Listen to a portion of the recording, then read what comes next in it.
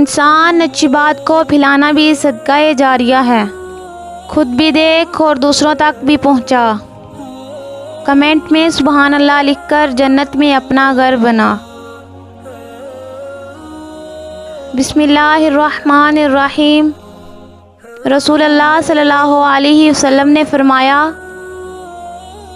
وہ شخص جو بڑوں کی عزت اور چھوٹوں پر شفقت نہیں کرتا وہ میری امت میں سے نہیں۔ بازار سے اولاد کے لیے جو بھی چیز لاؤ سب سے پہلے بیٹی اور پھر بیٹے کو دو۔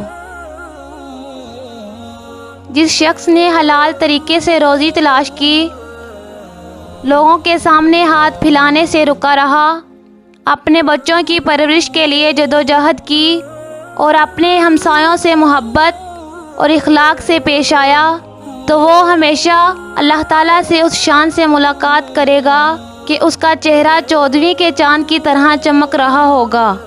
اللہ تعالیٰ ارشاد فرماتا ہے، 3 آدمیوں کا روزہ قیامت دشمن ہوگا، وہ جو میرے نام پر قسم کھائے، عہد کرے اور پھر اس کو توڑ دے، جو کسی آزاد کو بیچ کر اس کی قیمت کھائے اور جو کسی کو مزدوری پر مقرر کرے مگر کام ہونے پر اس کی اجرت ادا نہ کرے۔ عورت سے 4 باتوں کے سبب نکاح کیا جاتا ہے: مال کے لیے، خاندان کے لیے، حسن و جمال کے لیے اور دین کے لیے۔ پس بہتر ہے کہ آدمی دین کے لیے کرے۔